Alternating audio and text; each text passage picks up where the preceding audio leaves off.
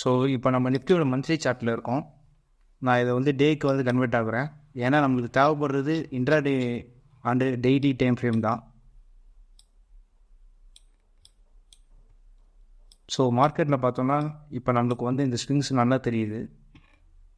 நான் ஃபஸ்ட்டு பேசிக்காக ஒரு சப்போர்ட் லைன் வரைகிறேன்.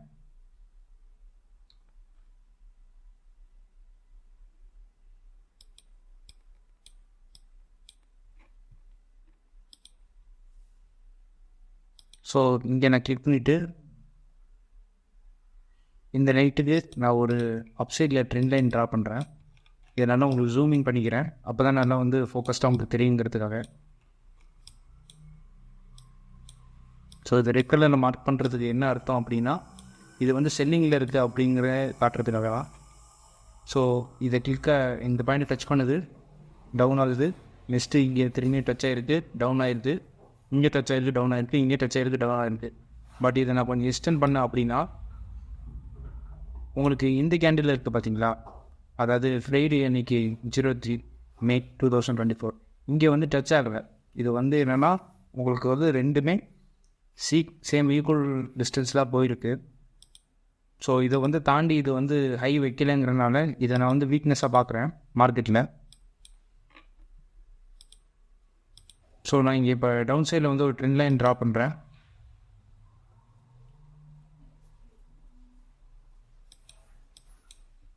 இந்த ட்ரெண்ட் லைனும் பார்த்தீங்கன்னா உங்களுக்கு இங்கே ட்ரேட் ஆகிட்டு மேலே போயிருக்கு, திரும்பியும் வந்து அது கீழே வந்திருக்கு.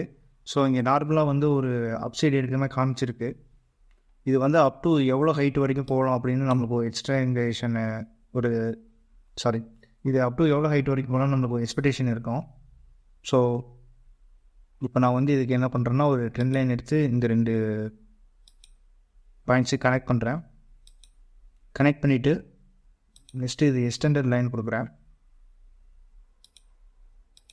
ஸோ இந்த பாயிண்ட் உங்களுக்கு தெரியுது பார்த்தீங்களா.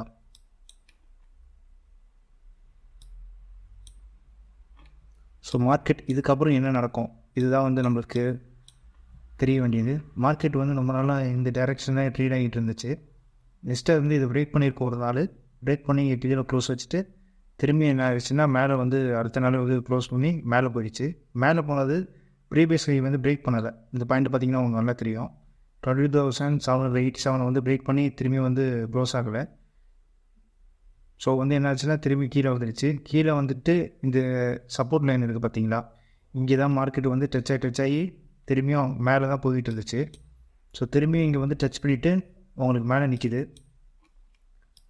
இதை இப்போ என்றைக்கு பிரேக் பண்ணோம் அப்படின்னு நம்மளுக்கு ஒரு ஐடியா வேணும். ஸோ இது கூட நான் என்ன பண்ணுறேன்னா RSI இண்டிகேட்டர் வந்து உங்களுக்கு ஆட் பண்ணுறேன். இண்டிகேட்டரில் RSIன்னு சர்ச் பண்ணேன்னா உங்களுக்கு RSI கிடச்சிடும். ஸோ RSIயில் பார்த்தீங்கன்னா இந்த பேட்டர்ன் உங்களுக்கு நல்லா தெரியும். பார்த்தீங்கன்னா ஒரு இங்கே லோ, இந்த லோ, நெக்ஸ்ட்டு இங்கே ஒரு லோ, ஒரு 3 லோ கிடைக்கிது. ஸோ நான் இது வந்து வரைகிறேன். எக்ஸ்டெண்ட் லைன் வந்து கட் பண்ணிக்கிறேன்.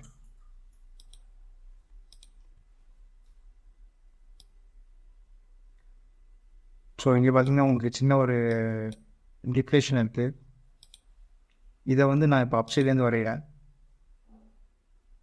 இதை இப்போ பார்த்தீங்கன்னா உங்களுக்கு ஒரு சின்ன பேட்டர்ன் வந்து க்ரியேஷன் தெரியும்.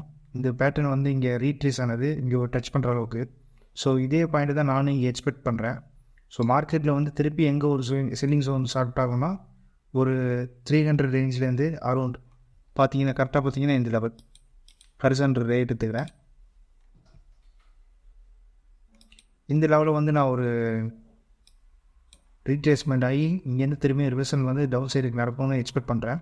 ஸோ மார்க்கெட் வந்து ட்ரேடபிள் ஆகி உங்களுக்கு 300 வரைக்கும் டச் பண்ணணும்னு என்னோடய ஐடியா. அதிகபட்சம் அதுக்கு மேலே போணுச்சுன்னா 425 வரைக்கும் போகணும் என்னோட செகண்ட் ஐடியா இருக்குது. ஸோ இந்த 2 லெவல்லையும் திரும்பி ரீட்ரேஸ்மெண்ட் நடந்து இந்த லெவலை பிரேக் பண்ணிவிட்டு நம்மளுக்கு மார்க்கெட் வந்து கீழே இறங்கணும்னு என்னோட personal idea.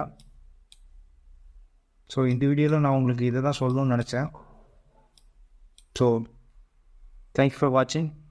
Have a good trade. Thank you.